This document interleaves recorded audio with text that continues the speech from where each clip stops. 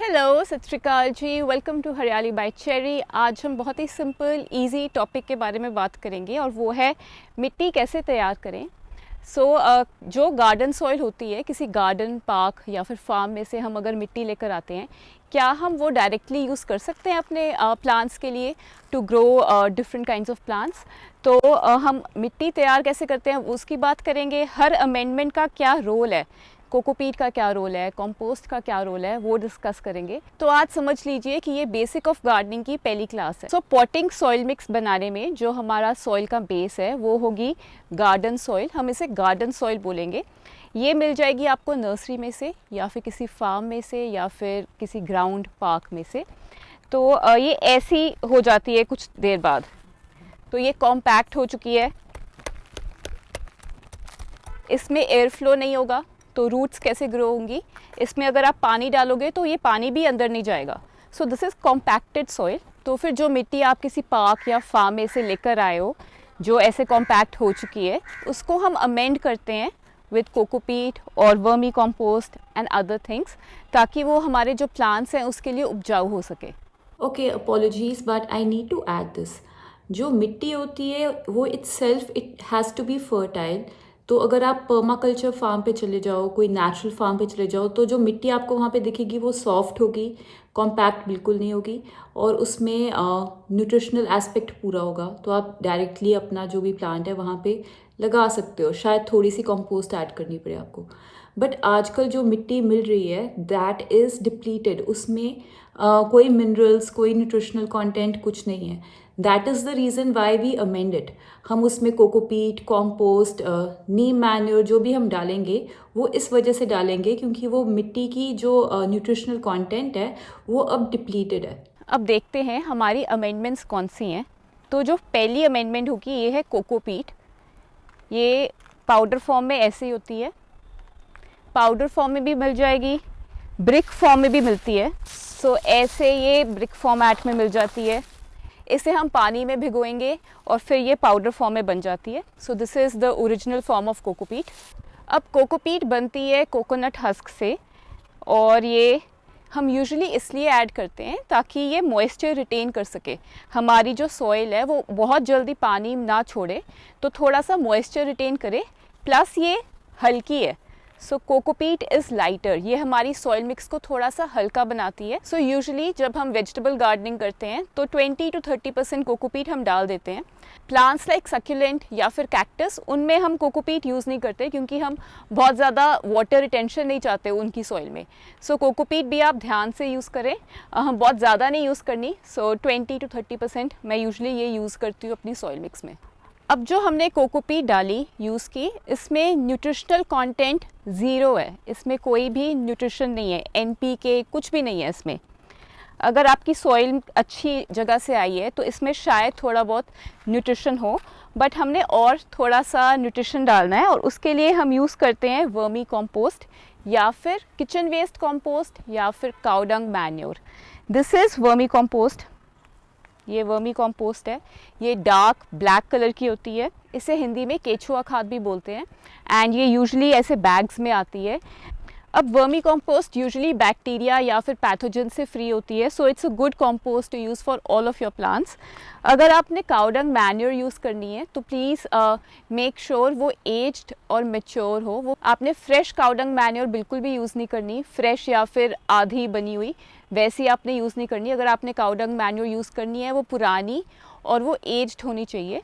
And cow dung manure में usually कभी कभी बैक्टीरिया या फिर पैथोजेंस का चांस होता है, जो कि वर्मी कंपोस्ट में नहीं होता।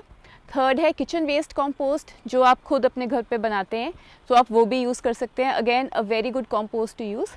तो मैं kitchen waste compost, vermi compost, maximum ये दोनों यूज़ करती हूँ। Now depending upon the plant which you are growing, आपने उतनी वर्मी कंपोस्ट यूज़ करनी है। So if it's a vegetable तो about 25 to 35% vermi compost use हो जाती है। अगर कोई फ्लावरिंग प्लांट है तो हम थोड़ी सी कम वर्मी कंपोस्ट यूज़ करेंगे। सो प्लांट्स के अकॉर्डिंगली आपका जो अमेंडमेंट का रेशो है ये चेंज होता है। Now the third amendment is Neem manure. ये ऐसे दिखती है, थोड़ी रेडिश कलर की होती है। इसे नीम मैन्योर या फिर नीम खली बोलते हैं, एंड यूजुअली 5 to 10% मैं हर प्लांट में ये ऐड करती ही हूँ. This protects the roots from any pest attack. So ये आपने ऐड ज़रूर करनी है, इसे मिस मत करना. हमारी जो 4th अमेंडमेंट है इसे हम बोलते हैं सैंड. तो आपके पास अगर रिवर सैंड है वो यूज़ कर लो, मेरे पास वो नहीं है तो मेरे पास है कंस्ट्रक्शन सैंड. तो हम थोड़ी सी कंस्ट्रक्शन सैंड अबाउट 5 to 10%, अगर आपने सक्यूलेंट लगाना है या फिर कैक्टस लगाना है तो उसमें थोड़ी ज़्यादा सैंड लगेगी, तो आपने सैंड यूज़ करनी है. इससे सॉइल थोड़ी वेल ड्रेनिंग बन जाती है. सो आपने सैंड भी मिस नहीं करनी, सैंड ज़रूर डालनी है. अब सैंड का एक एक्सपेंसिव ऑल्टरनेटिव होता है सिंडर. तो ये है सिंडर. ये मैं इंडोर प्लांट्स के लिए यूज़ करती हूँ क्योंकि ये थोड़ी एक्सपेंसिव होती है. ये ऐसे लगती है, but again this is a good amendment to use for your indoor plants. बहुत ही अच्छी ड्रेनेज देता है इंडोर प्लांट्स के लिए. सो ये सॉइल को वेल ड्रेनिंग बनाता है. अब एक नॉर्मल पॉटिंग मिक्स में बस ये चीज़ें पड़ती हैं: sand, neem manure, vermi compost, garden soil और cocopeat in different ratios. But एक और अमेंडमेंट है, उसे बोलते हैं बोन मील. ये है और ये कुछ ऐसी दिखती है, थोड़ी सैंडी कलर की होती है, ग्रेश कलर की होती है. अब बोन मील जो है ये है by product of the slaughter industry. बहुत सारे लोगों को ये नहीं यूज़ करना पसंद, so this is completely up to you. तो अभी मैंने भी बोन मील यूज़ करना अपने गार्डन में कम कर दिया है. So if you want to use it, it's okay. तो बोन मील यूज़ होती है फ्रूटिंग या फिर फ्लावरिंग प्लांट्स के लिए. तो जैसे टमाटर हो गया, नींबू का पेड़ हो गया, तो उसमें हम बोन मील डाल सकते हैं. अब बोन मील का एक बेटर ऑल्टरनेटिव होगा जो है रॉक फॉस्फेट. तो ये भी ब्राउन से कलर का होता है, सैंडी से कलर का है. बट इसे यूज़ करने से पहले इसे हमें डीकम्पोज करना होता है. सो अगर आप किचन वेस्ट कंपोस्ट बनाते हैं तो आप ये मंगाएं. ये अमेज़ॉन पे यूजुअली अवेलेबल है.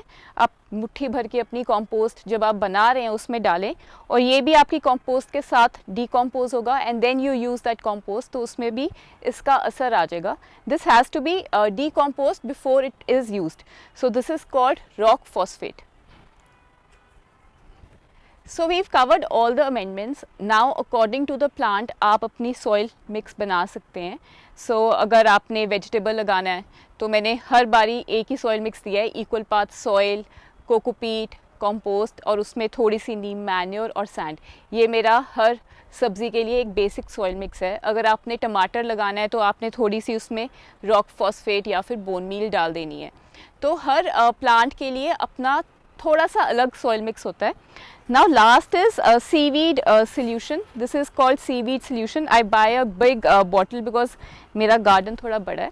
Every 25-30 days मैं थोड़ा सा सीवीड सोल्यूशन अपने सारे प्लांट्स को देती हूँ. ये फ्रूटिंग और फ्लावरिंग प्लांट्स के लिए भी बहुत ही अच्छा है. स्पेशली नाउ मेरे प्लांट्स सब कंटेनर्स में है तो उनके लिए जो न्यूट्रिशन है वो बहुत लिमिटेड होता है. So I prefer using seaweed solution. And बस ये थी हमारी सारी अमेंडमेंट्स. अब आप अपना सॉइल मिक्स खुद बना सकते हैं.